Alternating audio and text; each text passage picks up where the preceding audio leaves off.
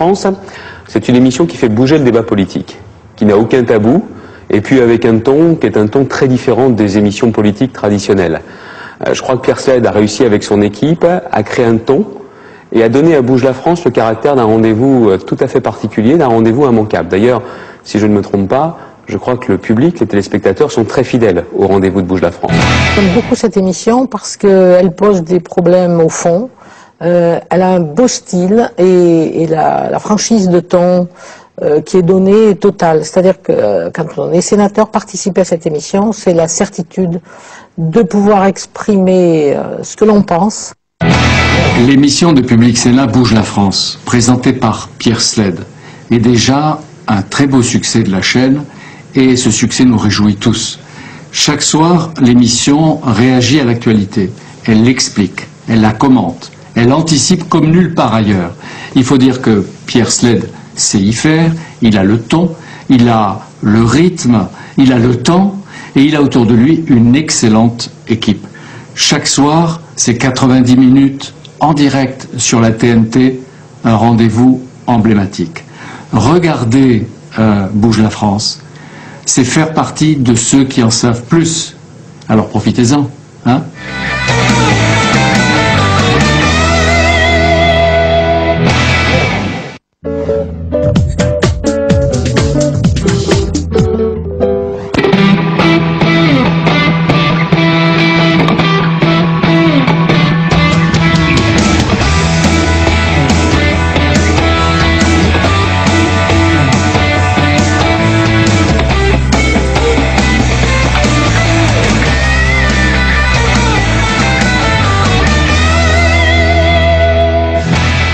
Bonsoir à tous, c'est la 500e de Bouge la France. Il y a quelques petits changements, vous les avez notés, nouveau générique, nouveau décor, nouvelle musique également, pas de nouveau rythme. On va rester avec l'émission que vous aimez et avec les différents invités que nous accueillons ce soir. Dans un instant, Jean-Louis Gourou va nous parler du déficit et du chômage, l'un en baisse, l'autre en hausse. Ensuite, la politique, on vous a posé cette question sur lefigaro.fr. Comment faire pour faire bouger la France? Vous avez répondu et on aura 4 personnages politiques qui seront là, Jean Arthuis pour l'UDF, Benoît Hamon pour le PS, Roger Carucci pour l'UMP et Patrick Braouzek pour le Parti communiste qui vous répondront justement à tous ces thèmes. Et puis ensuite, Denis Jambard nous commentera la visite non pas de Nicolas Sarkozy mais de Carla Bruni Sarkozy en Angleterre. Est-ce qu'elle est devenue une First Lady à la française bien sûr? Le président semble-t-il en a besoin. Ensuite, on parlera d'un livre qui est sorti très récemment de Yann Kefelec sur les passions criminelles. On parlera de ces criminels qui tuent par amour. C'est vrai que c'est une question délicate. Est-ce qu'on peut pardonner à ceux-ci? Yann Kefelec sera présent sur le plateau avec Pierre Jox, ancien ministre de l'Intérieur. On passera ensuite à la TNT. La TNT, évidemment, on est en plein dedans depuis notamment le 31 mars 2005 et notamment avec Bouge la France. Et là, on verra quelle perspective elle est en train de grignoter sur toutes les grandes chaînes. On ne sait pas comment l'arrêter, mais où s'arrêtera-t-elle? Pour y répondre, Rachid Arab pour le CSA, David Assouline, sénateur PS qui est dans la commission justement pour la télé publique, Emmanuel Guilbard, la présidente de Gulli, et Alain De Greff, l'ancien directeur des programmes de Canal+. Voilà, c'est très complet ce soir, mais je vous souhaite quand même une bonne soirée. Tout de suite, le journal Emmanuel Ménage.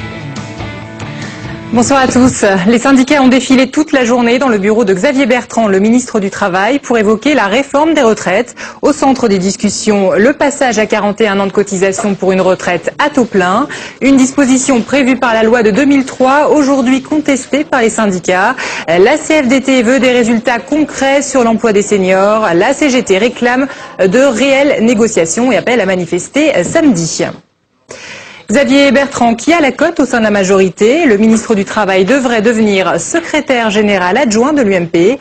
Aujourd'hui, il est présenté comme le nouvel homme fort du gouvernement. Hélène Mangerdi.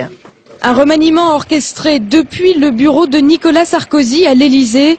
Dès demain, Xavier Bertrand, le ministre du Travail, pourrait prendre les rênes de l'UMP aux côtés d'un Patrick Devedjian très critiqué. La boutique UMP ne fonctionnait pas pour les élections municipales. Il faut remettre de l'ordre et je pense que de choisir Xavier Bertrand, qui est un homme tranquille mais qui avance et qui va encore plus avancer, je reste persuadé que c'est un très bon choix. La ministre de l'Enseignement supérieur, Valérie Pécresse, partage le diagnostic, mais pas de commentaires sur la probable nomination de son collègue. C'est pas moi qui nomme. Les dirigeants de l'UMP réservent un accueil favorable au ministre du Travail, un homme qu'on qualifie d'ambitieux et consensuel. Cette nomination imminente sonne comme une promotion pour la valeur montante de l'UMP, en attendant plus lors d'un prochain remaniement peut-être. Oui, et puis Nathalie Kosciusko-Morizet, la secrétaire d'État à l'écologie, est également pressentie pour être secrétaire générale adjointe de l'UMP. L'organigramme sera officiellement présenté demain. La visite d'État de Nicolas Sarkozy au Royaume-Uni s'est achevée par une réunion au sommet avec Gordon Brown. La réunion s'est déroulée dans le stade de l'équipe de foot d'Arsenal. Les deux hommes ont célébré l'amitié franco-britannique. Au centre des débats, la politique de coopération nucléaire, la transparence des marchés financiers ou encore l'immigration. Des divergences persistent sur la Chine. Londres écarte tout boycott des Jeux Olympiques. Lors de sa visite au Royaume-Uni, Nicolas Sarkozy a annoncé l'envoi de troupes supplémentaires en Afghanistan. Cette décision a été vivement critiquée par la gauche et par une partie de la droite. Bernard Accoyer, le président UMP de l'Assemblée nationale, réclame un débat parlementaire. C'est chose faite. Le chef de l'État s'est dit favorable à la tenue d'un débat d'ici mardi. Élisée Cardi. A priori, l'article 35 de la Constitution est clair. Seule une déclaration de guerre est autorisée par le Parlement. Or, la France n'est pas en guerre avec l'Afghanistan. Les troupes françaises soutiennent une opération de l'OTAN. Mais à gauche, on dénonce l'ambiguïté du texte. Il y a l'esprit de la loi. Bon, évidemment, si on veut être dans une conception tout à fait notariale, on peut en discuter longtemps. Mais l'esprit, lorsqu'on engage la vie de soldats français sur un théâtre d'opération qui est difficile, la moindre des choses, c'est que la représentation nationale soit saisie. Il y a une éthique de la Constitution, il y a une éthique de la République, il y a une éthique de la démocratie. Et qu'aujourd'hui, au nom de cette éthique-là et du respect de ce que sont à la fois le Parlement, l'exécutif et je dirais les citoyens français, on se doit d'avoir tout de suite ce débat à l'Assemblée nationale. C'est choquant quand même. À droite, on met en avant le programme de réforme des institutions à venir. Elle prévoit qu'au bout de 6 mois de présence sur un conflit, le Parlement est consulté. N'oubliez pas que quand on a fait la première guerre du Golfe, on ne nous a pas consultés, on nous a informés. Et là, c'était un engagement dans une guerre. C'était pas une déclaration de guerre, mais c'était un engagement dans le cadre de l'ONU d'ailleurs. Mais on ne va pas à chaque fois, ça n'a jamais existé en France, il faut faire évoluer les choses. Réformons les institutions pour le permettre. La réforme pourrait être adoptée au mois de juillet. D'ici là, de nouvelles troupes seront engagées sur le théâtre afghan. Le président devrait donner leur nombre exact au sommet de l'OTAN à Bucarest le 2 avril. Les derniers chiffres sont tombés ce soir. Le chômage repart à la baisse en février, moins 0,7%. 1 896 000 personnes sont toujours sans emploi. Et malgré ces chiffres encourageants, la situation économique reste préoccupante. Un débat sur le sujet a eu lieu aujourd'hui à l'Assemblée. Alors que le gouvernement révise la croissance à la baisse, la gauche, elle, redoute un plan de rigueur. Fabrice Cunet. Toute une série de prévisions par tous les prévisionnistes de la Terre. Ce qui va être important, c'est la réalité de ce qu'on fait, c'est la modernisation de l'économie française dont on vient de débattre à l'instant. C'était le 20 mars dernier. Depuis, le gouvernement a annoncé un affaiblissement de la croissance et un gonflement probable des déficits publics. Pour le Parti socialiste, le plan de rigueur a déjà commencé. Sa solution face à une crise annoncée, supprimer le paquet fiscal, cette loi TEPA de juillet dernier. Si on supprime le paquet fiscal qui est aujourd'hui injuste et inefficace, il ne sera pas besoin d'un plan de rigueur et on pourra redéployer ces sommes vers le désengagement de la dette et vers le soutien au pouvoir d'achat des Français comme vers le soutien aux investissements des entreprises. Face à la tempête conjoncturelle, François Fillon et le gouvernement demandent du temps. Les 10 à 15 milliards d'euros injectés dans l'économie par la loi TEPA vont diminuer les effets de cette crise mondiale. Nous, on croit en réalité à la capacité à relancer l'économie aussi par l'intervention publique lorsqu'elle est fondée sur le travail. C'est le cas de TEBA ou sur la mutation de droits immobiliers. Et puis, on croit aussi à la maîtrise des dépenses publiques. C'est la clé du travail sur les finances publiques qu'on réalise et qui se fera au fur et à mesure du temps. C'est plus dur quand il n'y a pas de croissance, quand il y a une crise mondiale, mais c'est évidemment possible. Possible aussi un gel des crédits par le gouvernement. À charge alors au ministère de se serrer la ceinture, voire d'abandonner certains projets en attendant de laisser passer l'orage. La grogne monte dans les collèges et les lycées. Plusieurs milliers de lycéens ont manifesté cet après-midi dans plusieurs villes de France. Ils protestent contre les 11 000 suppressions de postes annoncées à la rentrée prochaine. Une mobilisation nationale est prévue le 2 avril. C'est la première fois que François Hollande dévoile ses ambitions. Dans un entretien publié dans Paris Match, le premier secrétaire du PS n'exclut pas d'être candidat en 2012. Pour l'élection présidentielle, il y a plusieurs personnalités possibles. J'en fais partie, a déclaré François Hollande. 3 Français sur 5 habitent une ville administrée par la gauche qui reste minoritaire au Sénat. Selon les projections, les socialistes devraient gagner des sièges lors des prochaines élections, mais pas suffisamment pour devenir majoritaire. Pour Jean-Pierre Bel, le président du groupe socialiste au Sénat, le compte n'y est pas. Flora Sauvage. C'est un PS revendicatif que l'on a vu cet après-midi dans l'hémicycle. Aujourd'hui en France, la gauche est majoritaire dans les communes, dans les départements, dans les régions. Puisque la gauche est majoritaire partout, elle devrait l'être au Sénat. Eh bien, non. Il y a donc là un déni de démocratie. Nous sommes dans une situation où on a le sentiment que serait inscrit à l'entrée de notre Assemblée, à l'entrée du Sénat, réservé à la droite. Selon les projections du PS, la gauche pourrait gagner 10 à 15 sièges au renouvellement de septembre 2008, puis une vingtaine dans 3 ans. Pas de quoi faire basculer le Sénat à gauche. Donc on est dans une situation dans laquelle le Sénat s'auto-réforme, mais ne peut pas être réformé de l'extérieur, et donc on a un verrouillage des institutions. On a finalement des institutions qui fonctionnent en vase clos et qui sont en quelque sorte verrouillées par la majorité sortante qui s'efforce d'être reconduite au fil du temps. Bien qu'évoquée par le comité Balladur, l'évolution du mode de scrutin sénatorial n'est pas envisagée dans la réforme des institutions. Il faut d'abord commencer par moderniser les institutions telles que le souhaite le président de la République et le gouvernement, et nous partageons cet objectif, et puis on verra après les modalités de mise en œuvre. Mais il ne faut pas mettre la charrue avant les bœufs.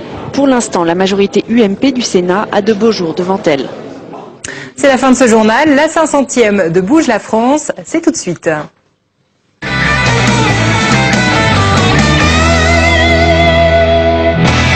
Alors moi je suis un spectateur régulier de Bouge la France, et moi ce que j'aime dans cette émission, c'est que elle est capable de prendre le temps d'analyser un problème avec les différents représentants politiques, et donc on a le temps de voir l'ensemble des facettes du problème, parce qu'un problème il n'y a jamais une solution, et ce qui est vraiment intéressant dans cette émission, c'est que cette émission elle permet de creuser, d'aller au fond de la problématique.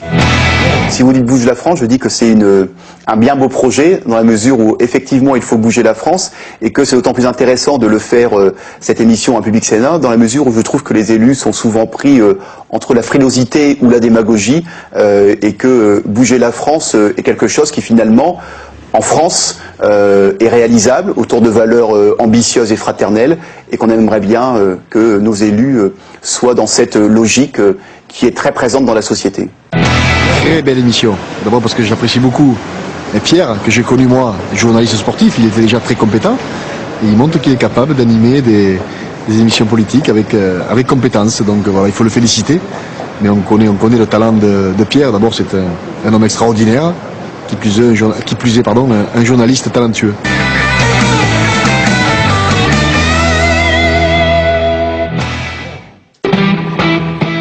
C'est l'un des paradoxes de la conjoncture. Depuis des mois, les chiffres du chômage ne cessent de baisser, ceux des déficits publics ne cessent d'augmenter. Un casse-tête pour le gouvernement et un souci pour Bruxelles, peu enclin à laisser filer les finances des membres de l'Union européenne. Analyse, commentaires, éclairage, c'est Jean-Louis Gombaud qui est sur le plateau de Bouge la France. Bonsoir Jean-Louis. Bonsoir Pierre. Alors on a appris une nouvelle baisse du chômage, enfin une de plus parce que les chiffres ça part un peu dans tous les sens, mais celle-là c'est 0,7, on passe sous la barre des 1,9 million. Vous allez nous expliquer exactement à quoi il correspond, parce que c'est vrai que les chiffres sont parfois critiqués, donc il est important de remettre les choses en place. Alors d'abord, au mois de janvier, on avait eu un arrêt de la baisse. Alors tout le monde s'était dit, ah bon, le bon temps est terminé. Puis février, voilà que ça reprend.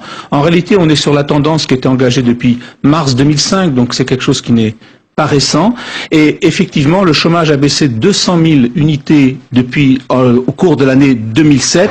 Alors évidemment avec la croissance qu'on a, c'est-à-dire 1,9%, c'est pas des emplois, je dirais, solides avec beaucoup de CDI, c'est des emplois précaires, beaucoup d'intérim, etc. Mais enfin c'est quand même des emplois tout de même. La question qui se pose, est-ce que ça va continuer au cours de l'année 2008?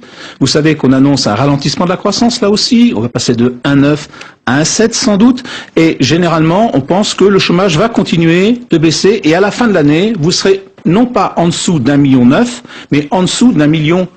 Donc 100 000 chômeurs de moins pendant l'année 2008, après 200 000 de moins au cours de l'année 2007. Bon, alors ça c'est le bon chiffre. Maintenant, il y en a un mauvais, celui qui correspond absolument pas à ce qu'avait prévu d'ailleurs Nicolas Sarkozy, c'est le déficit national. On est à 2,7%, donc on frôle les 3%, enfin on n'est pas très très loin. Ça veut dire que d'un moment à l'autre, on peut se faire taper sur les doigts par Bruxelles. Est-ce que vraiment il y a urgence? Oui, il y a urgence, parce que vous savez, quand M. Sarkozy est arrivé au pouvoir, il a dit pour l'année 2006, je ferai 2,4% de déficit public, il est à 2,7%. Le chiffre sera officiellement annoncé demain matin. Alors quel est le problème? Le problème c'est 2,4, 2,7 sur un PIB de pratiquement 2000 milliards d'euros. Vous êtes sur une marge de 5-6 milliards d'euros, donc c'est négligeable. Mais ce qui est compliqué, ce qui est critiquable, c'est que nous ne progressons pas. C'est-à-dire autant nous progressons sur le terrain du chômage, dans des conditions qu'on peut toujours discuter, mais sur le terrain du déficit public, ça ne s'améliore pas. C'est-à-dire que l'année dernière, on était à 2,5 de déficit et nous voilà à 2,7.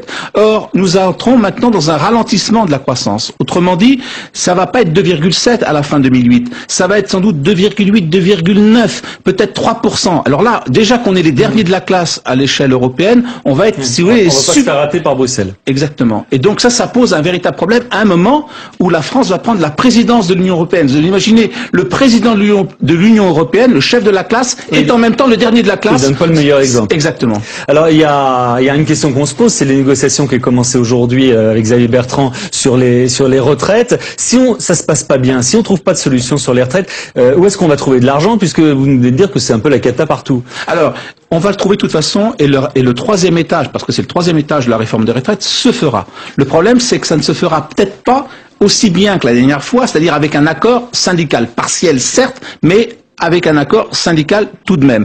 Donc le problème c'est qu'on est sur 5 milliards de déficit pour l'année 2008 et on va sans doute vers 12 milliards de déficit pour l'année 2012. Donc là aussi on a une aggravation. Alors, le problème c'est qu'on se dit, mais enfin le chômage ça va mieux.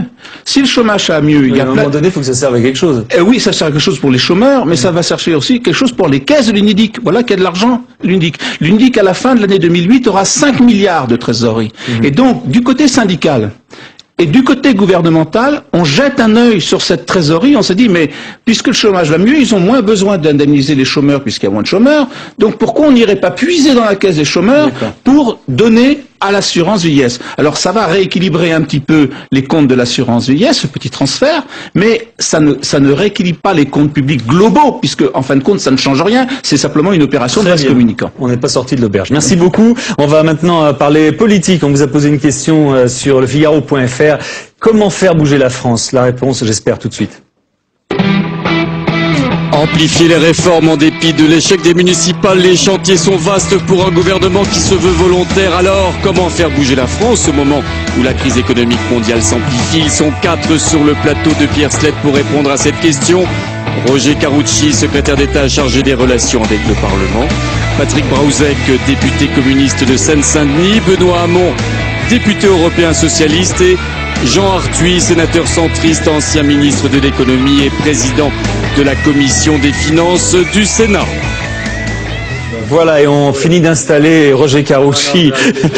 Merci, monsieur le ministre. Il n'y a pas de raison de Très bien. Laissez-vous aller, non, laissez-vous aller. Le thème, c'est comment faire bouger la France. Si on donne pas de siège aux gens, effectivement, ils vont être obligés de bouger. Mais, comme le thème, vous l'avez vu, est assez vague et vaste, on a demandé aux internautes de donner leurs réflexions et on a un petit peu cadré ce débat parce qu'on va pas repasser toute la politique de la France dans dans tous les départements. On va parler de la politique parce qu'il semble, et je vous le dirai plus précisément, que les internautes pensent que les politiques sont un petit peu responsables du fait que la France ne bouge pas assez. Vous allez peut-être argumenter sur ce thème. On va parler du rôle du président de la République et enfin on va parler du dialogue social d'une manière générale. Je pense que c'est 3 thèmes de réflexion, en commençant peut-être par ce qui s'est passé tout récemment. C'est vrai qu'on est sorti de ces municipales, on a l'impression que la politique donnait pas une idée vraiment très positive, avec des alliances extrêmement bizarres un petit peu partout. Est-ce que vous pensez que c'était un bon message que vous avez livré pour faire bouger la France? Roger Carucci, je vous en prie. Le mien était certainement très bon. Non mais vous commencez comme ça. Je ne sais pas si on peut dire ça comme ça. Les élections locales sont souvent des élections où, maire sortant ou candidat challenger, les gens passent des alliances, passent des accords. C'est évidemment moins net que les grands choix nationaux, parce que ce sont des choix locaux, d'aménagement, de conquête territoriale. Ce sont les partis qui s'engagent. Parfois, on a vu le MoDem même avec le Parti communiste. Ça... Non mais ça, ce sont des extrêmes. C'est vraiment un extrême. Oui, oui. Mais il a existé. Il a existé. Oui, on a tout vu. Justement, ça mérite effectivement une clarification. Et vous avez raison. On est dans une phase de recomposition politique qui avance un peu masquée. Pourquoi? Parce que d'abord, 2 grands partis de gauche, le Parti socialiste et le Parti communiste français, ont décidé de reporter leur congrès après les élections municipales, et on sait bien qu'il y a aujourd'hui un certain flou sur les alliances possibles. Oui, enfin la vie ne s'arrête pas pour autant. Par rapport à ce que disait Roger Carucci tout à l'heure, les alliances locales ont des fois préfiguré des alliances nationales. Moi j'ai souvenir que l'Union de la gauche, en 1977, elle est née dans des élections municipales, avant de se concrétiser, d'ailleurs même en 71, avant de se concrétiser au niveau national. Mais je considère que quand les Français pensent que ça bouge pas assez, je pense qu'ils ont raison. Et je pense qu'on a des appareils politiques aujourd'hui qui ne sont plus du tout en rapport avec le mode de fonctionnement de la société. On a des appareils qui sont très pyramidaux, qui sont finalement issus du 19e siècle, la fin du 19e siècle, et de la société industrielle qui s'était regroupée, et avec le patronat, et finalement des organisations syndicales et politiques qui s'étaient calquées sur l'organisation patronale. Aujourd'hui, on a un fonctionnement de plus en plus en réseau, et on voit bien que, y compris dans ces élections locales, il y a des choses qui ont bougé parce que des gens sont décidés de se mettre en réseau et de bousculer un peu les appareils politiques. Donc il y a peut-être un questionnement en direction des appareils. Est-ce qu'ils sont prêts eux aussi à bouger et à se mettre finalement au rythme du 21e siècle? Jean Arthuis, il y a un endroit où ça bouge beaucoup, on a pu le noter, c'est le centre, parce que c'est vrai que là c'est un petit peu le puzzle actuellement. Est-ce que ça bougeote quand même pas mal? Est-ce que vous y retrouvez justement dans cet éclatement du centre actuel? Est-ce que c'est finalement ce qui préfigure ce qui va se passer dans les décennies futures? Je crois que c'est l'image d'une société en crise. Le centre ne doit pas, dans sa stratégie, confondre indépendance et isolement. Et peut-être y a-t-il eu une propension à l'isolement.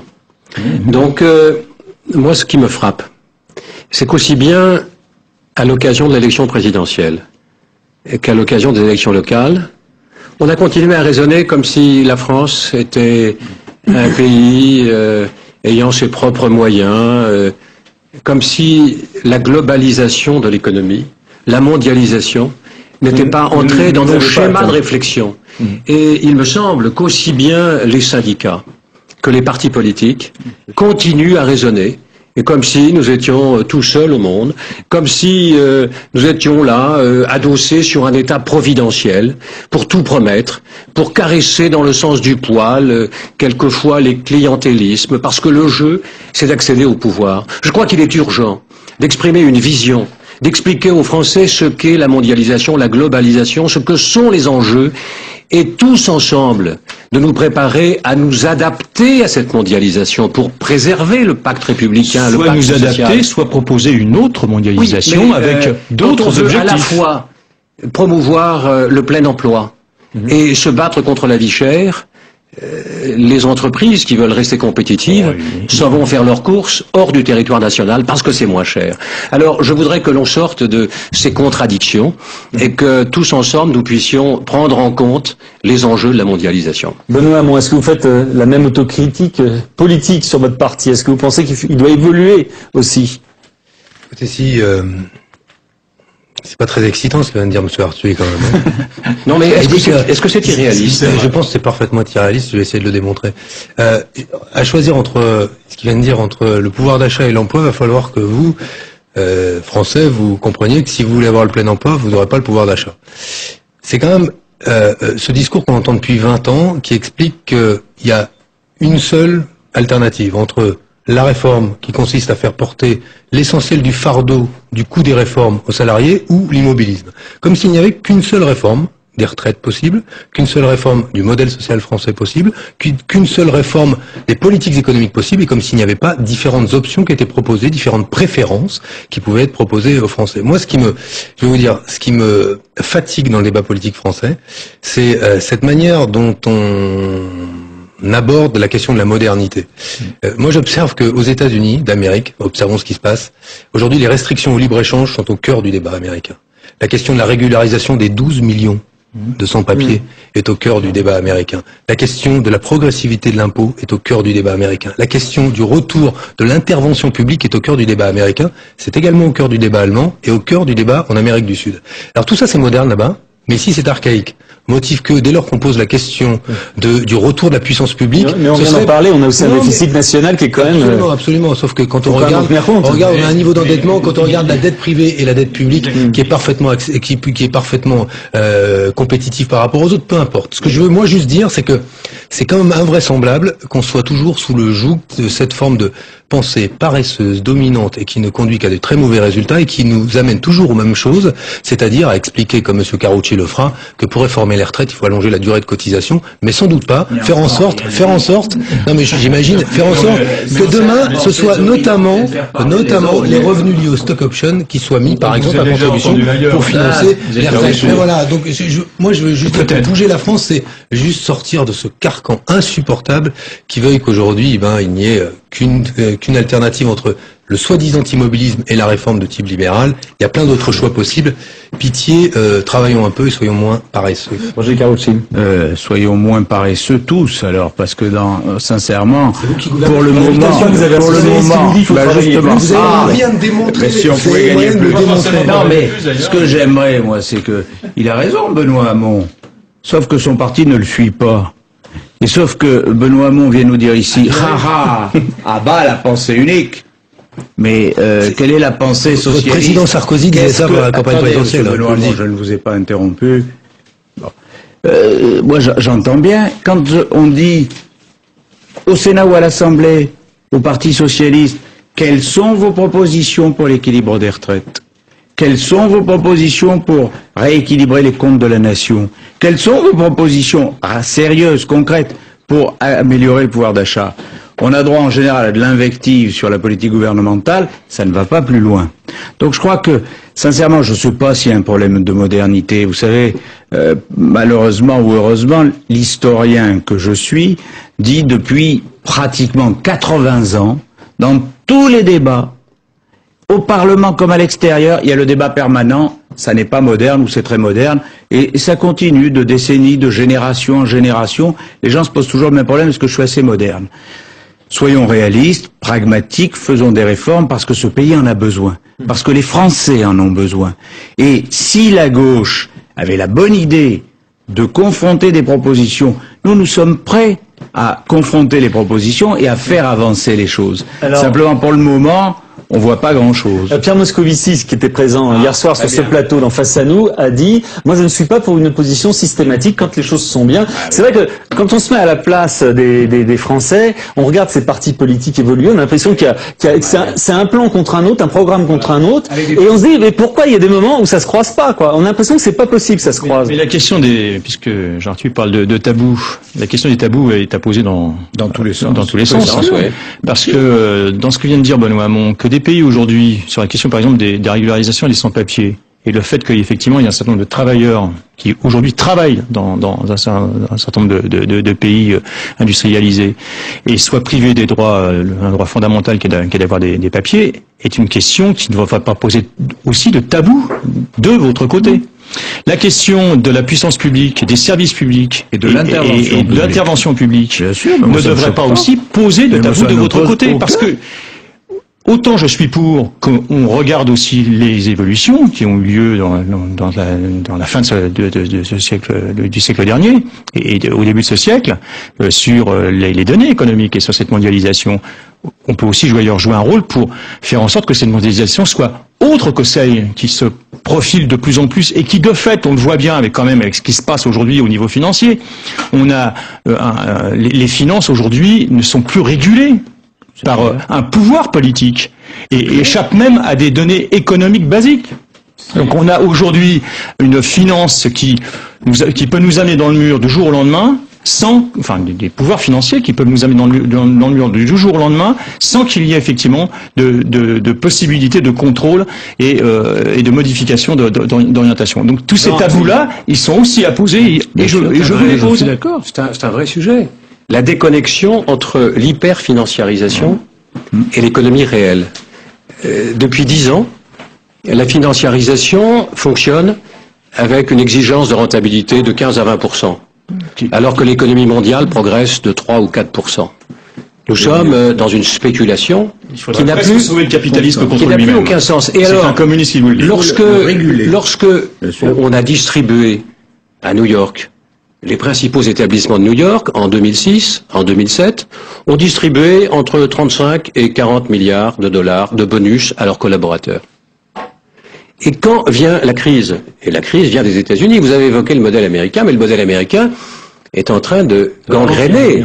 Benoît Hamon n'a pas mis en avant le modèle américain. Il a dit justement, aux États-Unis, un certain nombre de questions se posent et qui découlent d'ailleurs de ça. Les États-Unis vivent à crédit. Sur des mesures à la très sociales. Le monde entier fait crédit aux États-Unis. C'est pour ça que le dollar est en train de se casser la figure. Bien sûr. Bon. Cette crise qui est née pendant l'été 2007 aux États-Unis, on dit que c'est les subprimes, mais les subprimes, c'est la goutte d'eau qui fait déborder le vase.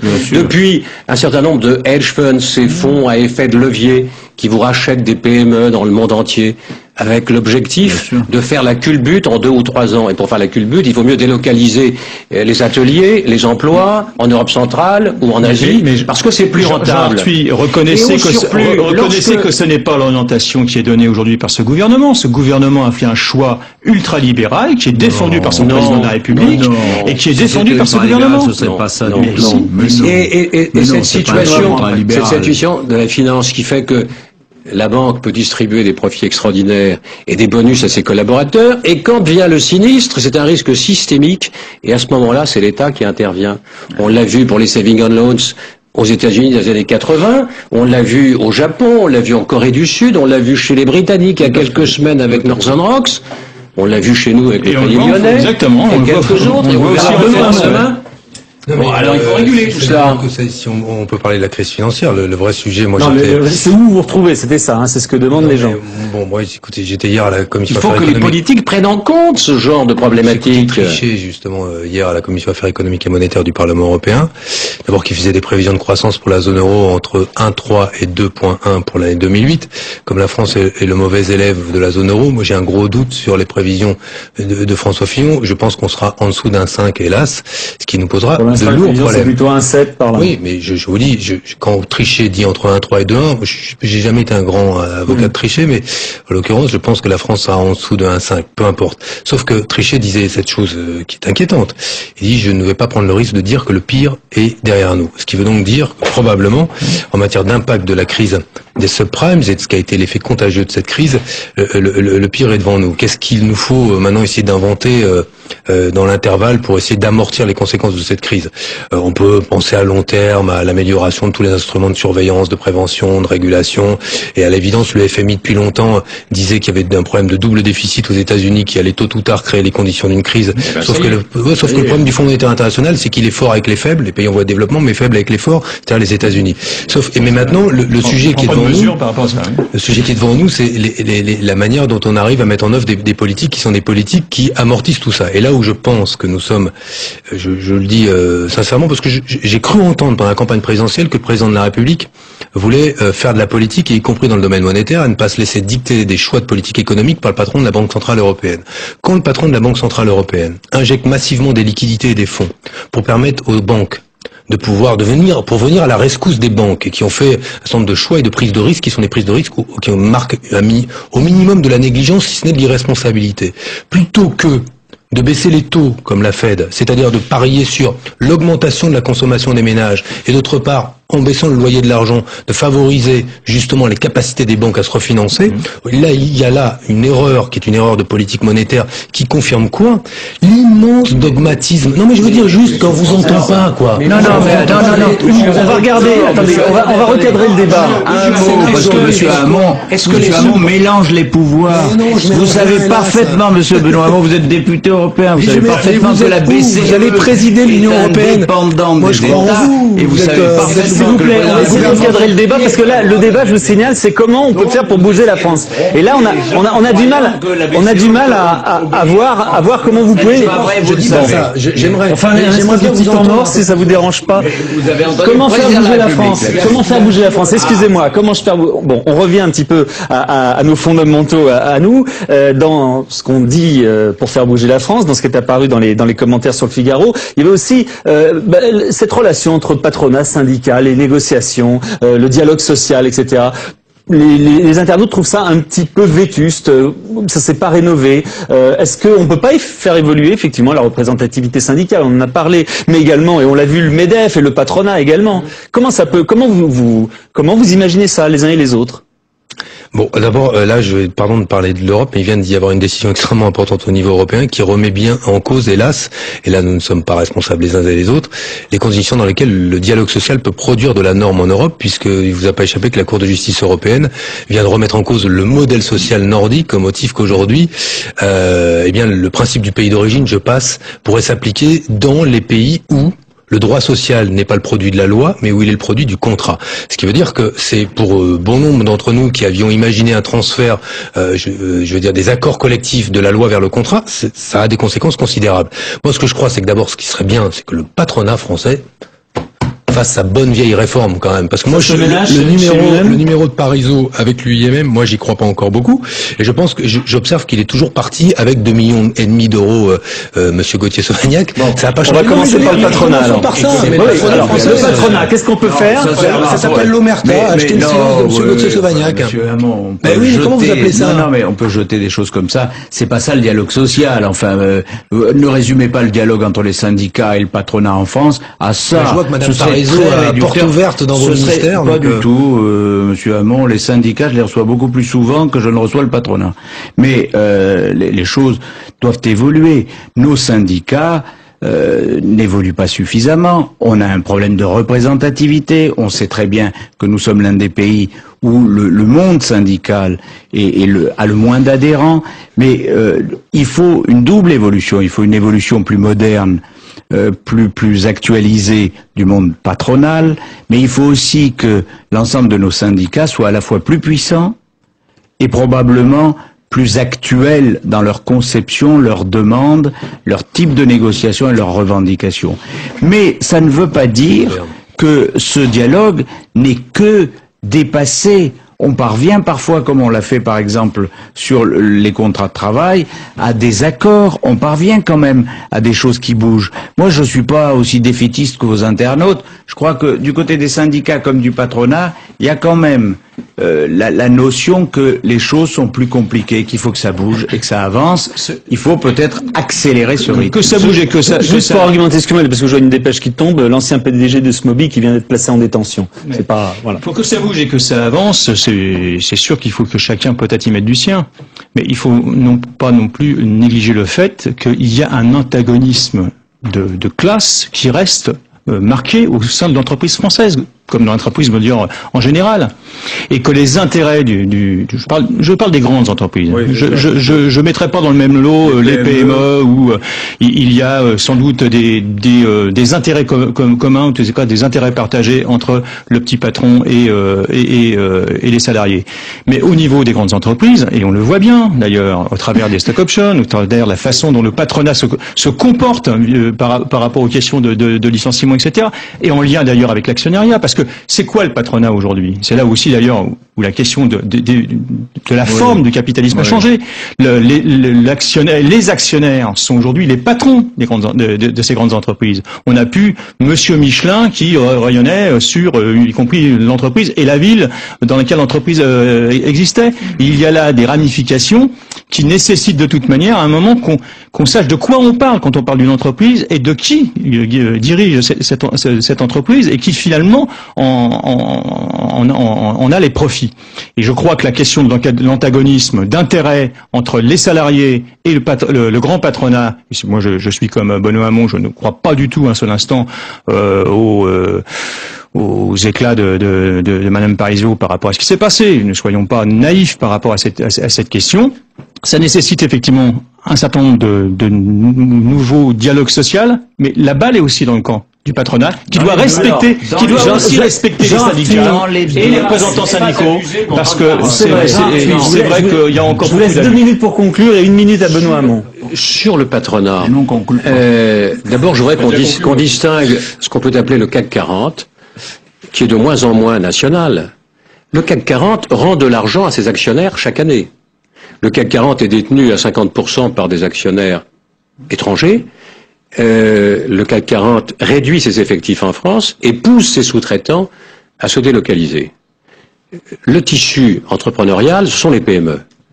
Les entreprises plutôt familiales.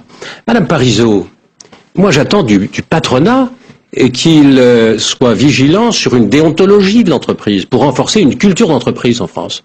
Et qu'on arrête ces schémas un peu caricaturaux entre le grand capital et puis les salariés. Il existe encore le grand capital. Elle a sorti le carton rouge, Madame Parizeau, et c'est pas si mal. C'est la première fois. C'est un progrès. Bien sûr.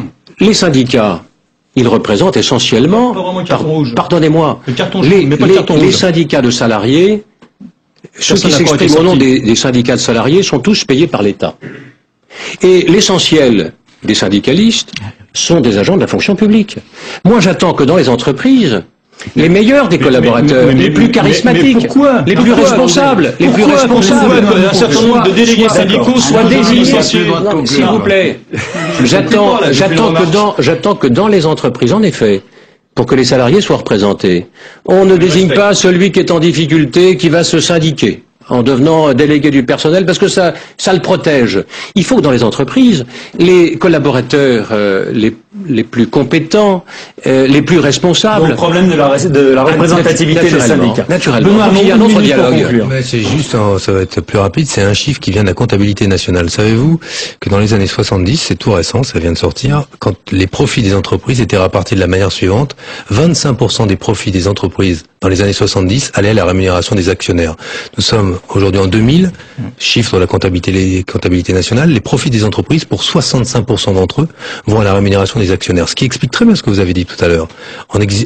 Au regard des exigences en termes de rentabilité du capital, aujourd'hui les profits des entreprises ne sont pas réinvestis sous forme d'investissement pour assurer la pérennisation, la diversification de nos entreprises, sous la forme de salaire.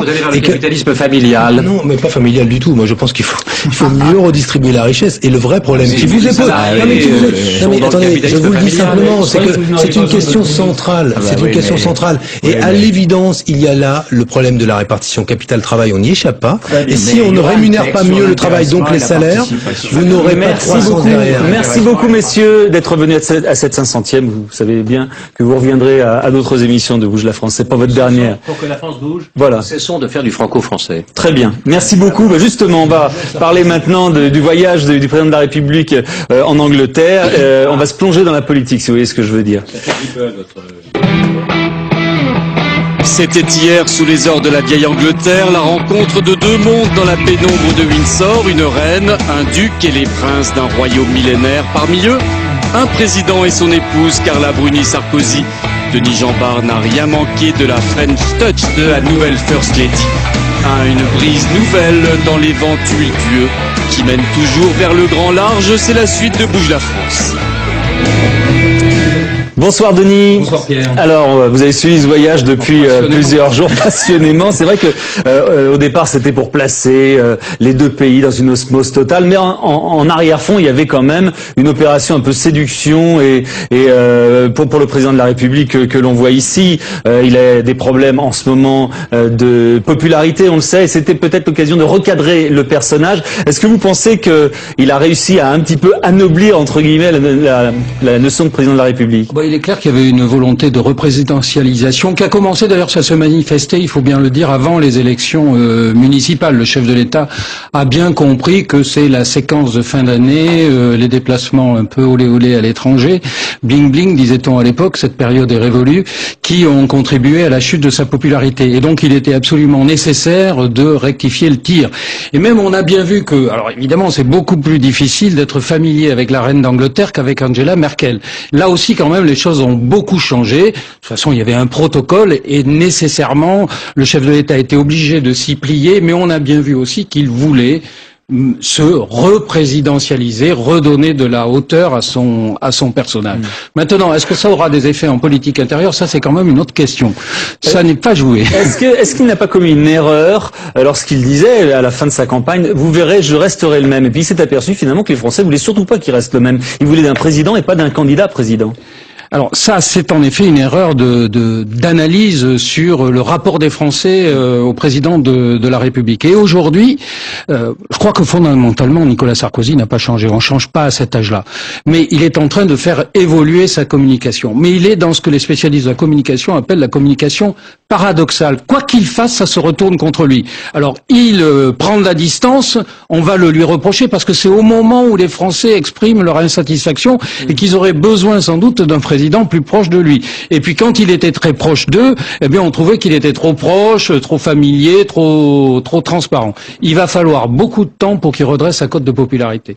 Alors il y en avait une qui partait là-bas avec un beau challenge, c'était Carla Bruni-Sarkozy qui vivait une situation paradoxale, être au contact de la reine, de la cour, etc. Le même jour où des photos nues d'elle sont mises aux enchères, c'est un beau pari. Est-ce qu'elle a réussi? Oui, l'Angleterre a revécu quelque chose qu'elle a vécu en fait il y a 70 ans quand on obligeait le roi George VI à abandonner son trône parce qu'il avait épousé une femme divorcée. C'était un très grand scandale de l'époque et c'est le père de la reine Elisabeth qui a pris le pouvoir à ce moment. Donc vous voyez, il y a quand même une grande tradition anglaise, des affaires assez sulfureuses.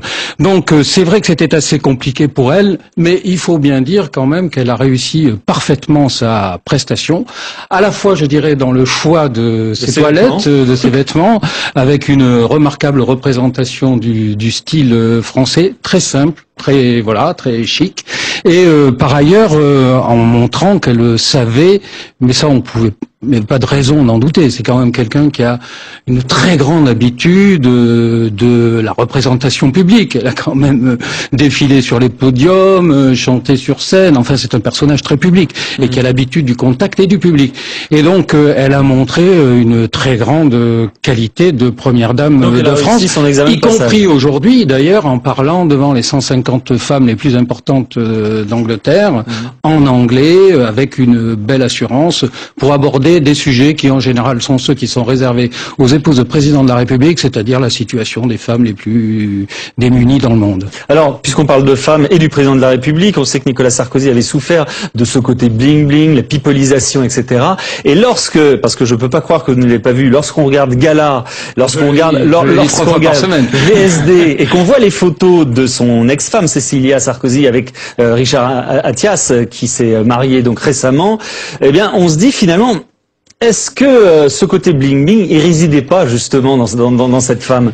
C'est sûr que la comparaison des images du mariage de Cécilia à New York avec Richard Attias et avec les images de Carla Bruni Sarkozy avec le président de la République devant la reine d'Angleterre, ne tourne pas nécessairement à l'avantage des jeunes mariés new-yorkais.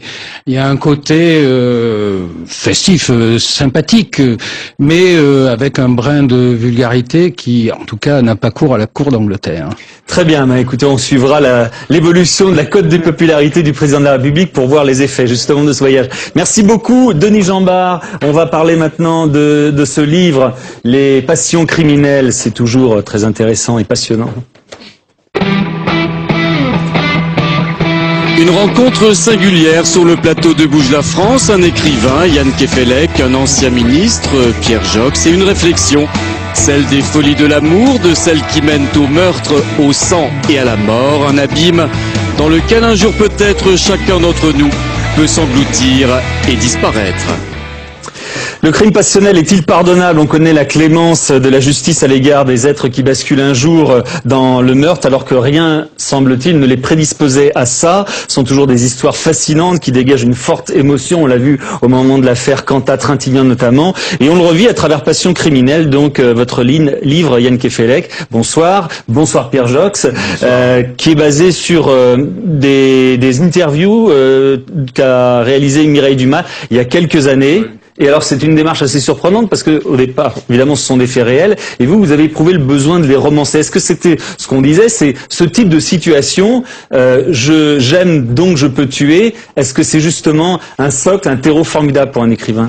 Si vous voulez, au départ, un roman, on a l'impression que ça doit forcément être inspiré par un fait divers, même si ça ne l'est pas. Si vous prenez les meilleurs romans de, par exemple, au hasard de Nabokov, comme Chambre obscure, vous vous apercevrez que ça peut se résumer comme ça en 3 mots. Et ce qui m'a intéressé, moi, dans ce livre, c'est de voir comment, en partant de la réalité, comme a pu le faire Truman Capote avec 200 francs, en partant d'un véritable crime, on peut bâtir autour comme ça des éléments extrêmement bruts et rudimentaires comme ça, des faits, bâtir une histoire immense à l'échelle d'un grand roman comme ça, avec tous les attendus psychologiques, tous les rebondissements familiaux, tous les détails et bien sûr un bonheur de lecture qui permet de se faire une vérité sur les fondements de la nature humaine qui finalement reste vertigineux et qu'on n'atteint jamais. Donc Mireille Dumas a réalisé Il y a combien de temps? Il y a une vingtaine d'années, elle a passé 2 ans à rencontrer les criminels les plus impossibles de France et à essayer de voir s'ils avaient une histoire à raconter. Donc, elle m'a communiqué ses archives et c'est vrai que c'est bouleversant. Il n'est pas question, bien sûr, d'oublier la victime, de rendre pardonnable ce qui est impardonnable, de faire du crime quelque chose qui est excusable, d'aller imaginer des circonstances atténuantes lorsqu'il n'y en a pas en aucun cas, mais en revanche, d'essayer d'approfondir l'idée qu'on se fait de l'être humain dans sa contradiction, dans sa bouleversante capacité à se perdre, voire à se retrouver. Pierre Joxe, vous avez lu ce livre. Vous êtes d'accord avec ce postulat, n'importe lequel d'entre nous peut, d'un jour ou l'autre, devenir un assassin par amour? Ah, mais c'est pas du tout ce qu'il y a dans le livre. Ah, ben, je suis pas sûr. Non, je l'ai lu. Non. Aussi. Kefelec fait un livre avec des faits divers. C'est ça qui est une belle idée. C'est que Stendhal, dans Le Rouge et le Noir aussi, il y a un crime par amour. Bon. Mais d'abord, vous n'avez pas de crimes par passion. Tous les crimes passionnels ne sont pas des crimes par amour. Il y a des crimes par la passion, par la haine. Des crimes politiques. Par la jalousie. Ça, c'est par amour qui fait tuer non pas l'objet aimé, mais le rival. Il y a aussi les crimes passionnels par vengeance, le crime d'honneur. Bon, là, lui, il a choisi des crimes par l'amoureux ou l'amoureuse. D'ailleurs, statistiquement, c'est peu vraisemblable. Sur les 3 criminels, il y a 2 criminels avec 2 ailes. 2 femmes criminelles, ce qui est statistiquement beaucoup plus rare.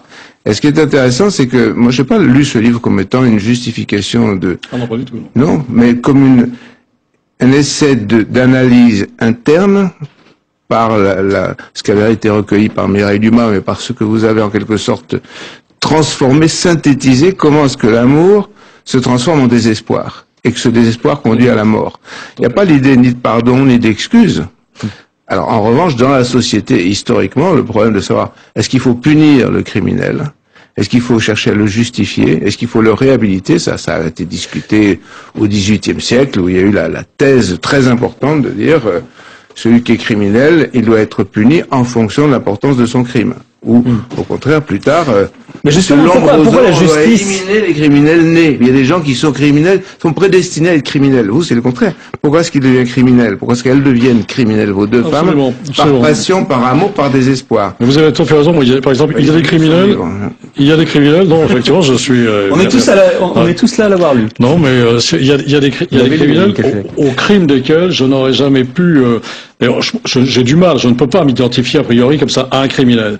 Mais en même temps, j'arrive à entrer en tant que romancier dans des circonstances que je peux suivre pas à pas et essayer de dérouler jusqu'au moment où effectivement les choses s'emballent et où la personne qui est tout simplement une personne amoureuse, quelqu'un de bien sur un plan moral, devient quelqu'un de lamentable qui s'opère. En revanche, quand vous faites allusion à ces criminels nés, moi j'en connais quelques-uns, que ce soit Fourniret, Dutroux et je suis totalement incapable, je ne souhaite absolument pas greffer une belle écriture d'imagination sur des histoires pareilles. Enfin, vous dites que c'est des criminels nés, faites attention à ce que vous dites, parce que là vous adhérez à une philosophie qui est contraire à celle qu'on trouve dans votre livre, ou au contraire vous montrez qu'on est poussé au crime non pas par un destin, non pas le criminel né, c'était Lombroso, le théoricien italien, qui disait il y a des gens, on mesure leur crâne, je regarde comme ça, mais je pense pas à votre crâne en particulier. Je peux aussi assassiner des gens du jour au lendemain, par passion. En mesurant leur crâne, la phrénologie, l'angle, la largeur, etc.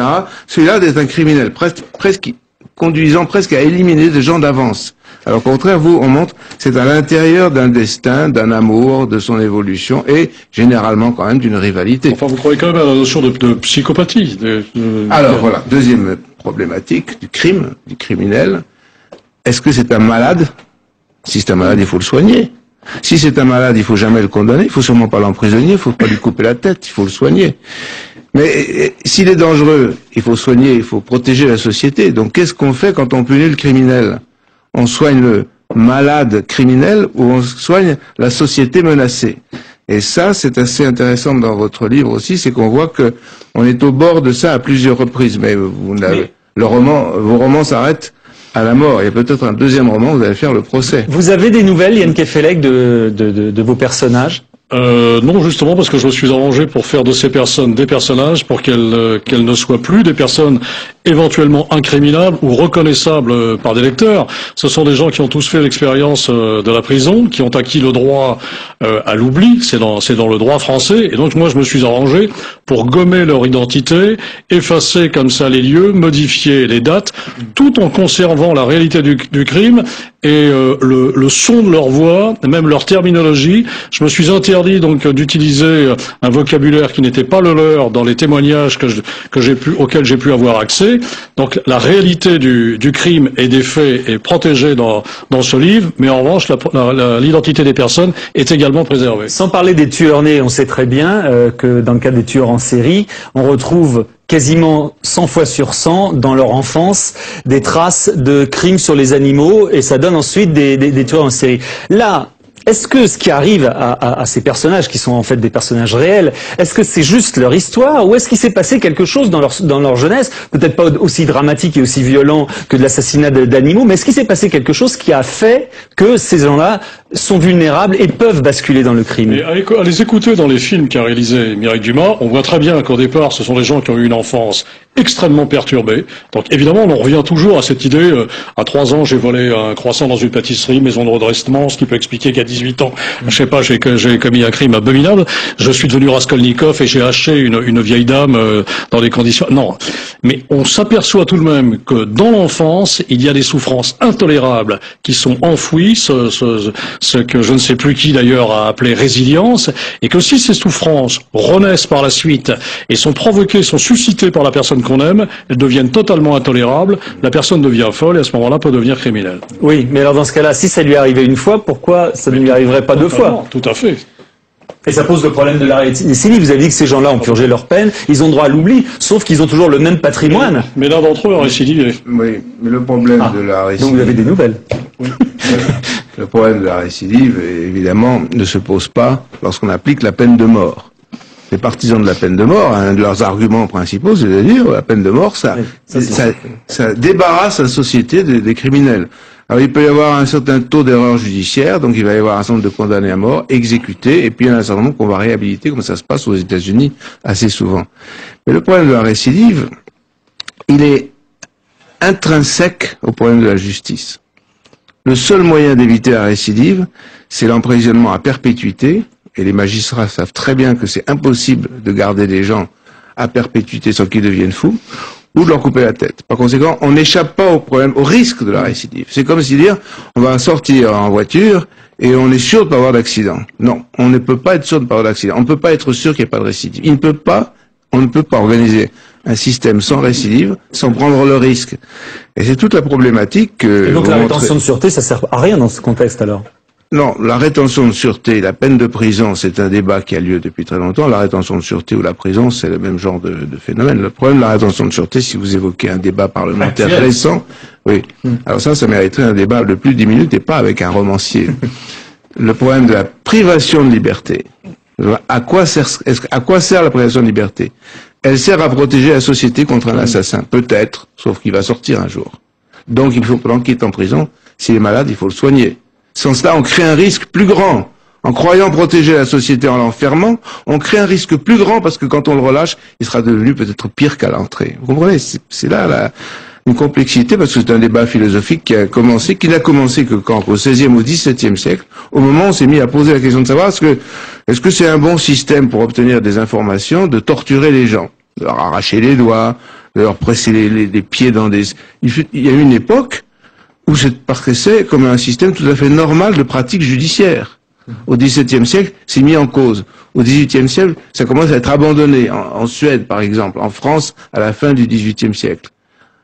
À travers l'Europe, aujourd'hui, à travers les États-Unis, à travers les guerres coloniales qu'on a connues, à travers les interventions, on sait très bien que dès qu'on entre dans des guerres coloniales, on va chercher des renseignements par tous les moyens. Il va y avoir de la torture. La torture, c'est pas tel sergent qui est un criminel. Non, c'est la guerre coloniale qui engendre des recherches de renseignements par la torture. Mais pendant très longtemps, la torture était le moyen normal de faire parler les suspects. Donc on est dans une problématique que vous abordez, vous, d'une façon soft, si je puis dire. Parce que vous avez un regard affectueux envers ces gens qui souffrent. Non. Ah oui, pas les criminels. Non, envers l'être humain en général. Les gens qui souffrent et dont la souffrance les conduit à se conduire de façon atroce.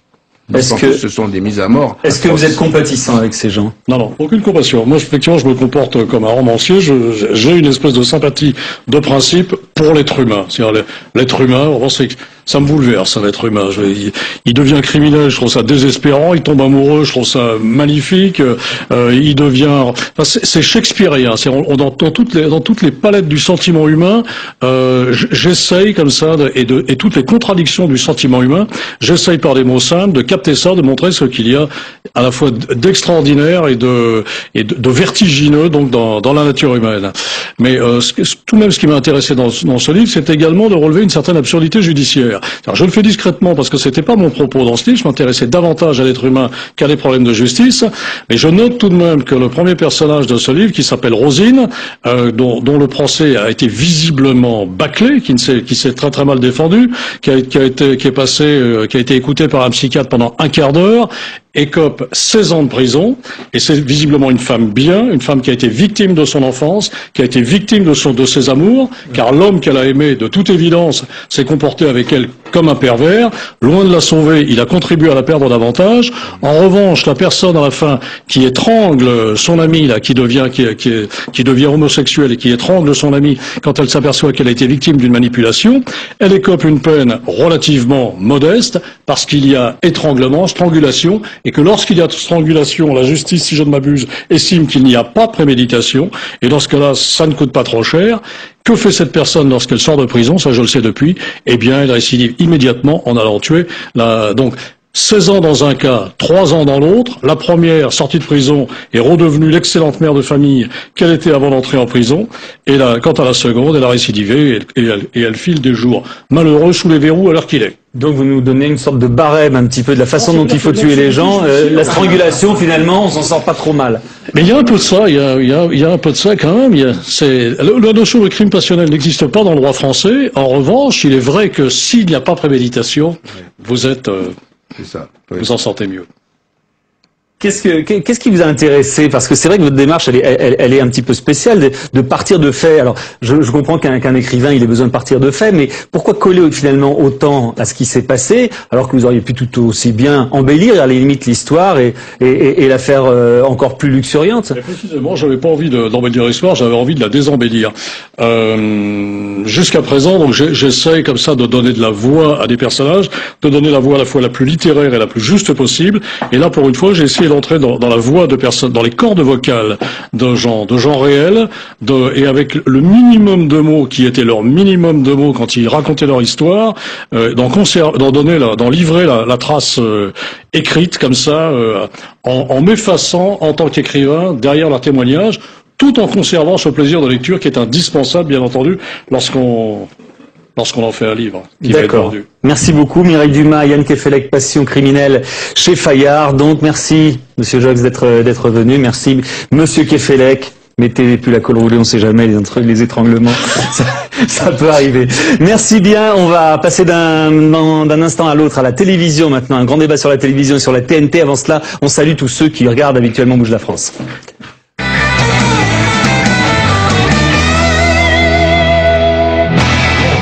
Salut, c'est la chanson du dimanche, la pêche. Alors, on est là pour remercier Bob, puisqu'il a battu un record. Quel record, Clément? Le record du nombre d'émissions Bouge la France. Et alors, c'est situé à combien ce soir?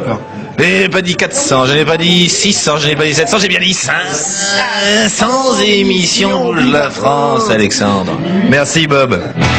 C'est vraiment toujours intéressant et un moment, un moment de débat que j'aime bien. Et puis, je pense que quand j'y participe pas, mais que je rentre chez moi tard le soir, c'est souvent la première chaîne et la première émission que je regarde, parce que je trouve que c'est toujours, il y a toujours des choses qu'on apprend. Voilà, même en étant complètement dedans, moi j'apprends plein de choses en regardant cette émission. Si t'es fier d'être au Sénat, t'as dans tes mains. Si t'es fier d'être au Sénat, t'as dans tes mains. Bob. Si t'es fier d'être au Sénat, si t'es fier d'être au Sénat, si t'es fier d'être au Sénat, frappe dans tes mains. Hey. Oh yeah, il était pas mal. Il y a peut-être des droits d'auteur aussi, peut-être sur cette chanson. Ça, à chaque fois. Oui, mais c'est moins de 20 secondes, donc c'est bon, ça passe. Donc merci Bob. Et puis surtout, continuez.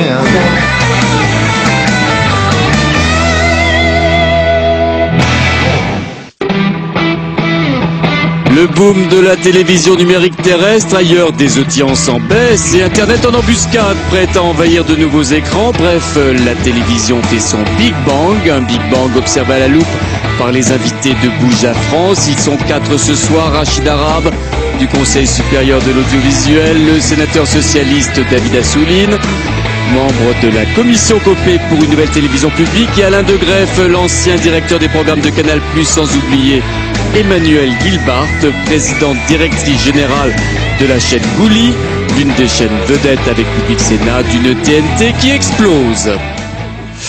Voilà, Bouge la France, c'est la parfaite illustration ce soir. On fête notre 500e et ça montre un petit peu l'impact de la TNT depuis le 31 mars 2005. On a l'impression que le PAF s'équilibre différemment. On observe évidemment que ce sont les grandes chaînes hertziennes traditionnelles qui perdent le plus pour l'instant. Alors jusqu'à quand ça va évoluer et vont-elles avoir la possibilité de réagir? Justement, on va en parler. Que va donner cette terrible TNT dans l'avenir? Nos invités ont été présentés. Donc je vous salue. Bonsoir à tous les 4. Merci d'être là. Je commence avec vous, Alain Degreff. Est-ce que la percée de la TNT, à votre avis, ça va aller jusqu'où? Déjà, il faut attendre que l'ensemble du pays soit équipé. Et puis, on n'est pas loin. Moi, personnellement, en Provence, je ne reçois pas. Ça va se faire à un moment donné. Donc, ça va encore progresser à ce niveau-là. Et puis ensuite, il y a ces chaînes. Elles commencent petites, avec des tout petits budgets. Ces budgets augmenteront légèrement. Ce sera jamais TF1, c'est clair. Mais ces chaînes auront sans doute seront plus attractives dans 2, 3, 5 ans qu'elles ne le sont aujourd'hui. Donc il est vraisemblable que la progression va se faire pendant les 3 à 5 ans qui viennent. Et puis derrière, il y aura l'inconnu de la TNT régionale. Moi, je trouve très bizarre. En place, il y a eu encore 5 chaînes récemment sur Paris. Le CSA dans l'attribution de ces chaînes régionales et de leur rôle. Et il me semble qu'il y aura... 2 minutes que je suis là, je me fais déjà... Voilà. Je pense qu'il y aura un deuxième tour et que quand ce deuxième tour arrivera, alors la force des régionales pourra partir. Est-ce que le CSA, justement, puisque on l'a évoqué, est-ce que le CSA est une institution bien adaptée à essayer de comprendre, de voir ce que va donner ce qu'on a tous du mal à contrôler? On voit, on est tous dépassés par l'impact de la TNT. Le CSA existe depuis toujours, avait l'habitude d'étudier ce qui se passait sur les grandes chaînes. Là, c'est un autre problème. Est-ce que vous savez faire ça comme travail? D'abord, mon cher Pierre, il ne vous a pas échappé que le CSA n'existe pas depuis toujours. Longtemps, la télévision a existé sans régulation et elle a fonctionné grosso modo parce qu'il y avait un certain nombre de gens qui savaient la faire fonctionner. Oui, alors c'est vrai que formation et tout ça. Oui, on a dépassé un petit peu ça. Même vous n'avez pas connu. Donc aujourd'hui, c'est vrai que le CSA a créé il y a quelques années, je le dis d'autant plus facilement que je n'y étais pas, la TNT, qui correspondait quand même à une volonté, à un besoin, multiplication de chaînes, diversité plus importante. Il faut peut-être qu'on le rappelle au départ, avant même de juger la qualité des choses, chose que je suis prêt à faire parce que même au CSA, il y a des gens qui regardent la télévision et qui la jugent. Simplement pour la juger, il faut la mettre en onde et à partir du moment où elle existe, on peut effectivement, et moi je veux bien avoir ce débat, même si on n'a pas l'habitude de l'avoir au CSA, de dire que la TNT en l'état actuel n'est pas d'une qualité extraordinaire, mais elle existe et elle peut être jugée en l'état. Et quant aux télévisions locales, quant aux télévisions locales, si la réflexion concernait celles qui ont été lancées récemment, notamment en région parisienne, c'est vrai que, de mon point de vue, elles ne sont pas d'une grande qualité et qu'elles nécessitent quelques temps d'adaptation, oui. Ouais. La fameuse, oui, non, mais c'est bien. La fameuse commission donc Copé dont vous faites partie, qui planche sur l'avenir de l'audiovisuel public. Vous allez, il y a les premières recommandations qui ont été données. Vous allez encore travailler, d'accord. Est-ce que finalement les dispositions que vous allez proposer, est-ce qu'elles vont être adaptées à ce qui va se passer, ce que on ne sait pas visiblement dans 5 ans, 6 ans, parce que là vous prenez des responsabilités, et on va prendre des responsabilités pour la télé de demain. Mais ce qui est pris aujourd'hui, est-ce que ça va être en rapport avec ce qu'on va voir? D'abord, c'est la commission Copé, c'est sur l'avenir de l'audiovisuel public. Oui, mais vous savez très bien que ça décale tout, hein. Ne serait-ce que pour d'ailleurs la publicité. La publicité, elle va se retrouver ailleurs. Là où je suis d'accord avec vous, c'est que et d'ailleurs j'en ai parlé dernièrement dans cette commission, parce que je fais aussi partie de la commission du dividende numérique. Et je me disais, parce que je suis dans les deux, j'auditionne parfois les mêmes, et qu'il n'y avait pas eu encore de connexion. On peut pas envisager, si on prend au mot la commission Copé, qui est pas seulement de voir comment on place la pub sur le service public, mais à ce moment-là on met à plat et on essaie d'inventer la télévision publique du futur, qu'il n'y ait pas de connexion. Et donc je considère, moi, que le modèle même du service public de l'audiovisuel doit être en phase avec ce qui va se passer dans les 10 ans, en lien donc avec ce que provoque la TNT, et y compris pour le service public, une vraie réflexion en lien avec ces chaînes régionales, puisqu'il y a Affaire 3, qui a normalement cette vocation et qui doit trouver une place. Mais qui va petit à petit être concurrencé justement par les chaînes TNT locales qui se développent absolument partout. Oui, et pourquoi le poser en problème de concurrence et pas le poser en harmonie, en association, sur des projets, sur des... Donc je vais pas vous dire ce que la commission Copé discute, parce que vaut mieux qu'on discute entre nous et qu'ensuite, à un moment donné, on mette les choses sur la place publique. Pour l'instant, moi, je suis dans l'atelier sur les contenus.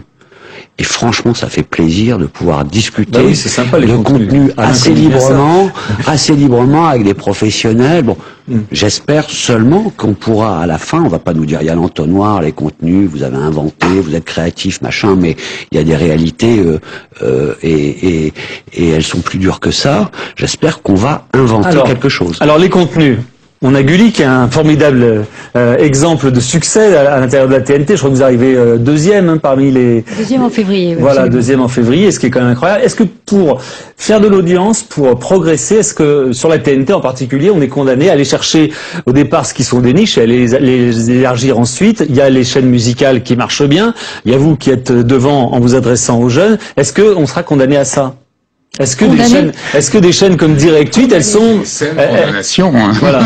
Moi, je considère qu'effectivement l'offre a été qualifiée de pauvre. Je pense on fait tous des efforts. Enfin, Gulli, je pense que c'est un exemple de qualité éditoriale. C'est vrai que ça a été dit par Alain. On est des petits poussés. On parle beaucoup du Big Bang de la TNT. C'est vrai que pour les téléspectateurs, c'est un vrai Big Bang d'avoir 18 chaînes au lieu de 6. Le problème, c'est qu'il y a de plus en plus de petits poussets maintenant et que les grosses chaînes, elles aimeraient bien garder leurs cailloux. On est bien d'accord, mais je pense qu'il faut rappeler qu'on a effectivement des budgets qui n'ont aucune commune mesure avec ceux des chaînes analogiques en place depuis de nombreuses années, et que au-delà de ça, malgré les audiences qu'on arrive à faire, pour rentrer sur le marché publicitaire, c'est long. Le marché publicitaire commence à s'apercevoir que la TNT est intéressante, et c'est un long chemin on a encore des longues années à investir avant de percer. Donc une fois qu'on a dit ça, c'est vrai qu'on représente quand même un second marché intéressant.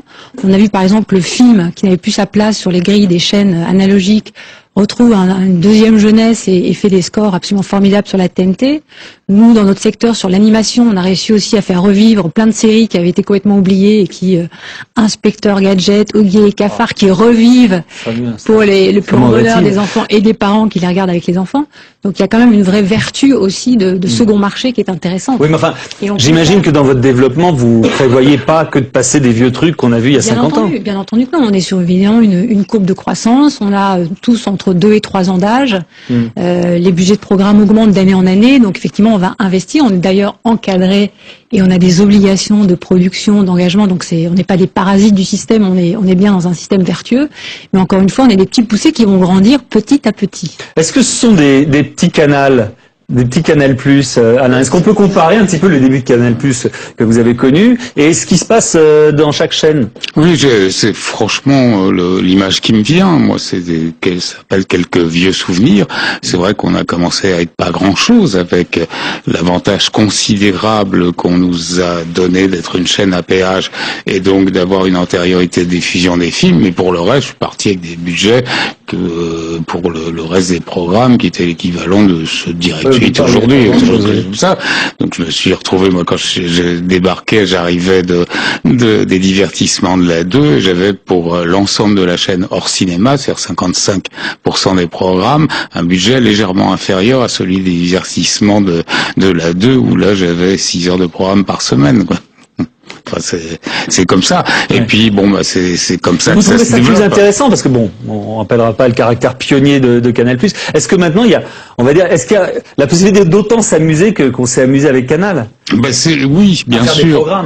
Bien sûr, c'est très marrant d'être dans une chaîne qui débute. C'est très marrant de créer quelque chose de nouveau vraiment en utilisant les niches. C'est ça qui est le plus drôle. Essayer de faire de la télévision comme TF1, c'est complètement chiant, ça n'a aucun intérêt. Faire de la télévision en grignotant des petites audiences à droite à gauche, ça c'est formidable, c'est vraiment intéressant. Partant de très bas, on peut que progresser, ça fait toujours plaisir. Absolument, David. Mais je crois que la chaîne sur laquelle on est un exemple. Ah oui, surtout cette émission. Avec la TNT. Je n'y avais pas pensé, vous faites bien de le souligner. Le fait même qui bouge la France, que le cadre, la façon de l'animer, c'est plus l'image qu'avait Public Sénat et LCP, ça c'est clair. Donc ça vous booste. Mais je crois qu'il faut pas quand même avoir un discours trop globalisant, parce que la TNT, j'essaye des fois de regarder tout, au moins pour me faire une idée, c'est très irrégulier. C'est très irrégulier. Bon, alors vous invitez des fleurons de réussite, mais il y a des trucs, y compris en termes d'audience, on se demande pourquoi ils perdurent. Pourquoi il continue à déposer des projets, à investir un max de fric, alors Est-ce que c'est pour prendre un ticket? Est-ce que c'est pour prendre un ticket pour être là, en disant bon, on verra bien, et puis quand à un moment ce sera bien de mettre le paquet? J'ai l'impression que c'est un peu ça. On sait pas. Un jour, ça va peut-être venir, et vaut mieux avoir ce ticket d'entrée. Il y a l'autre aspect, bon, je décale le sujet parce que ça a été abordé un petit peu au début, mais vraiment la question de l'accès partout sur le territoire à la TNT, c'est quelque chose dont on travaille à la commission du dividende numérique, on essaye de voir et de faire des préconisations aussi là-dessus. Il faut savoir que quand on dit objectif 95%, certains même disent 97%, ce sera à peine plus de 50% du territoire. Il s'agit là des téléspectateurs. Oui, il s'agit des téléspectateurs. Les foyers, oui. Hein oui, non, mais parce que voilà, quelqu'un qui est vraiment isolé dans son coin, il le sera toujours. Il le sera toujours. Or, enfin bon, il a quand même mais bien sûr. Non, il aura aussi, on va en parler aussi, il aura son ordinateur. Rachid Arabe, je vous ai entendu dire, nous on ne dit pas de mal des chaînes, etc. Mais enfin c'est un petit peu votre travail. D'ailleurs, il me semble bien avoir entendu le CSA réprimander certaines chaînes qui faisaient des programmes, qui avaient vendu au départ pour avoir leur accès sur la TNT des programmes merveilleux. Et puis on s'aperçoit que c'est quand même pas terrible. Et je sais que vous aviez tapé du poing sur la table au début, non? C'est vrai que souvent on visite l'appartement témoin et que quand on... Ah oui, il y a même pas la maison encore. Hein. Mais c'est la loi du genre. Il faut bien laisser les entreprises pouvoir créer quelque chose en matière de télévision. C'est pour ça que moi, je n'ai pas de jugement a priori. En plus, le CSA n'a pas à se prononcer avant. Le CSA n'est pas un organisme de censure. On laisse faire. Mais après, vous avez le pouvoir de dire, attention, là, vous foutez de nous. En fonction des conventions, des obligations que les chaînes ont signées avec le CSA, n'est-ce pas, Emmanuel? Effectivement, on peut dire, ça va ou ça va pas bien. Mais ce que je veux, moi, rajouter, c'est que j'essaye, moi, d'amener au CSA l'idée qu'on puisse également porter un jugement sur la valeur des émissions, pas simplement sur leur capacité de remplir des quotas, d'obligations de production, etc.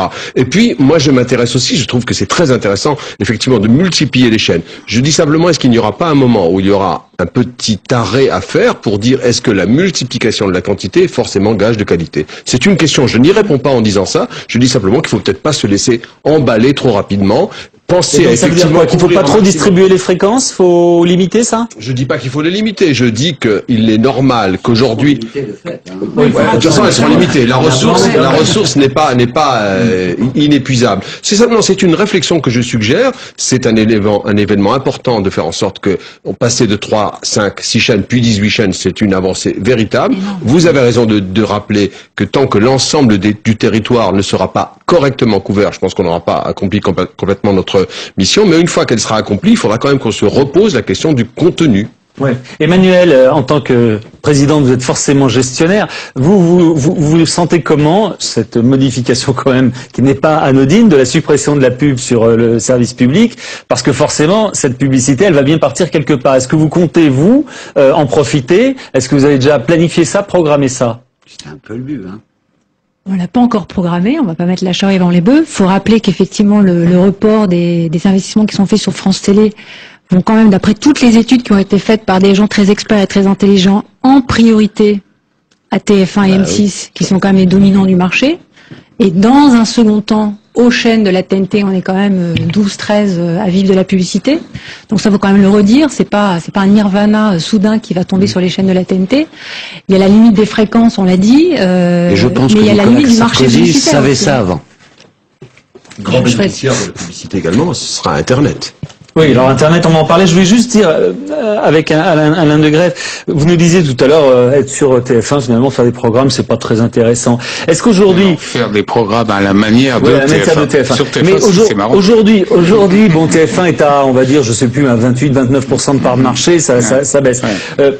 Est-ce qu'on peut penser que dans 10 ans, on n'aura plus 2 chaînes qui écraseront les autres, comme c'est le cas actuellement, mais on aura un ensemble de chaînes qui sera à 13% et les petites chaînes, enfin excusez-moi, hein, mais qui seront un peu plus haut et tout s'équilibrera finalement. Là, je crois qu'il y a une réforme en cours qui est une véritable bêtise profonde qui va renforcer TF1 d'une façon considérable.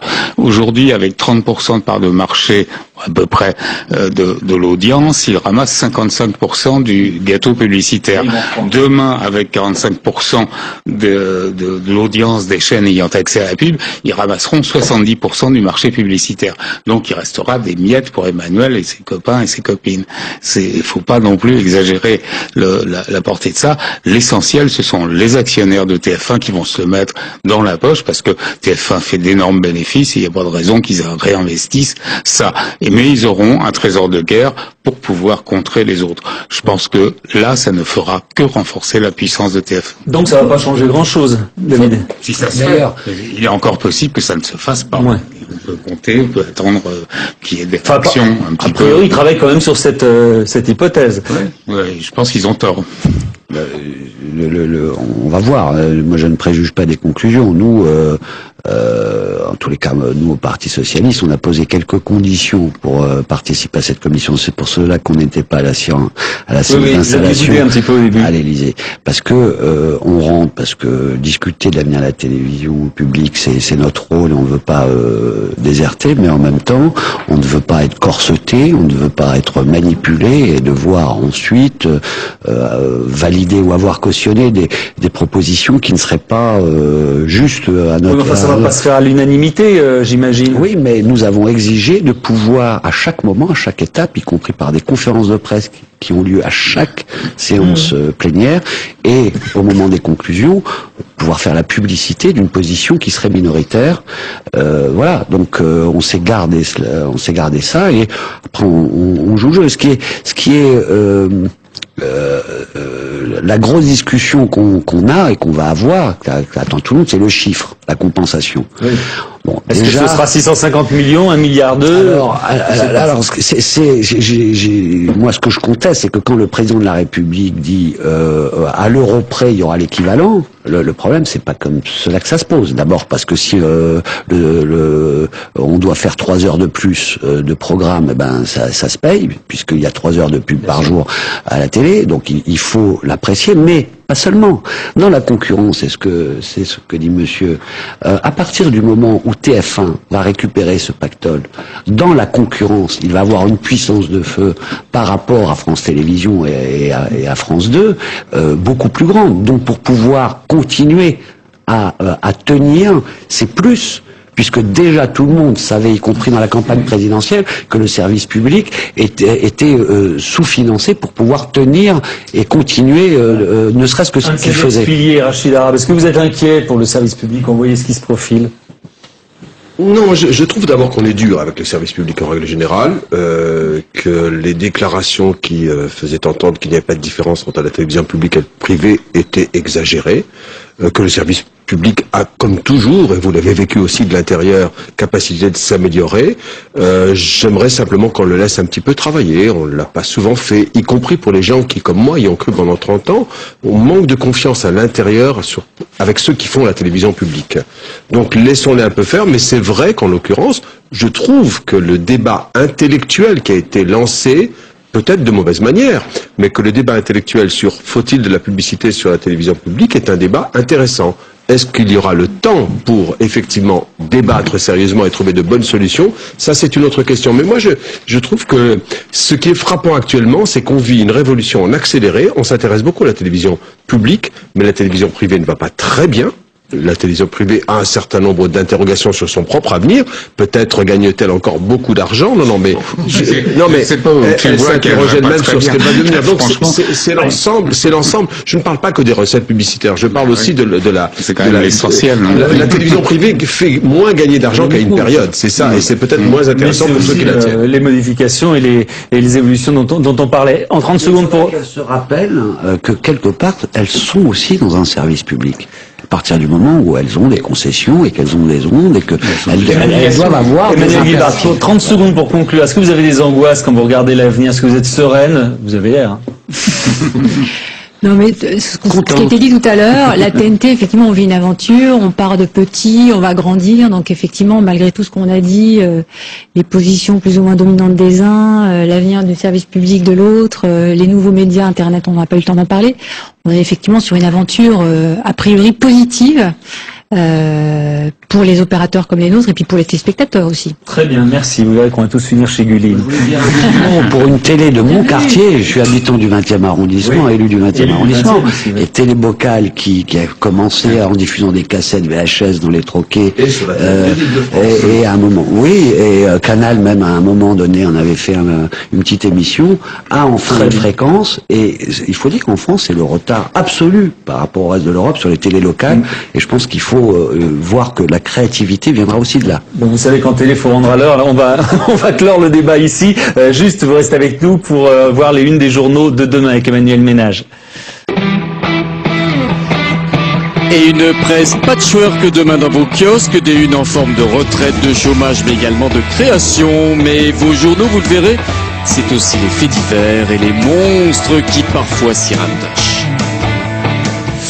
Voilà les unes de demain avec Emmanuel Ménage, en commençant par aujourd'hui, Le Parisien. Effectivement, le terrible visage des Fourniret à la une du quotidien. Le procès de Michel Fourniret, accusé de 7 meurtres de jeunes filles, s'est ouvert hier à Charleville-Mézières dans les Ardennes. C'est ouvert aujourd'hui d'ailleurs à Charleville-Mézières dans les Ardennes.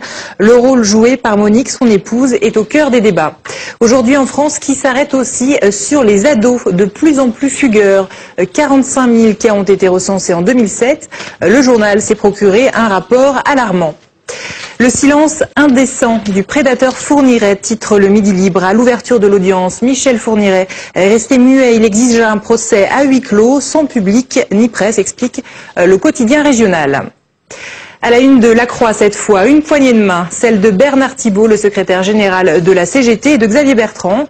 Le ministre du Travail recevait les syndicats pour évoquer la réforme des retraites. La Croix en profite pour explorer les pistes pour assurer le financement des pensions. Vol transatlantique, la concurrence libérée, titre la Tribune. L'accord sur la libéralisation du trafic aérien entre en vigueur dimanche à minuit. En clair, les compagnies américaines et européennes pourront assurer des vols de manière illimitée entre les deux continents. Enfin, on termine avec la une de Libération, scénario pour sauver le cinéma français.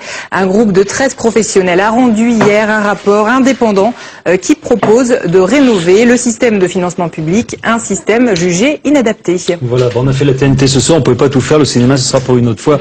On s'en occupera également dans Bouge la France. Je remercie tout le monde, merci d'être venu aujourd'hui pour cette 500e. On va remercier évidemment toute la... Je ne savais même pas qu'il y avait un gâteau, tiens, il y a un gâteau, je vois qui arrive, toute l'équipe de Public Sénat qui réalise cette émission tous les jours.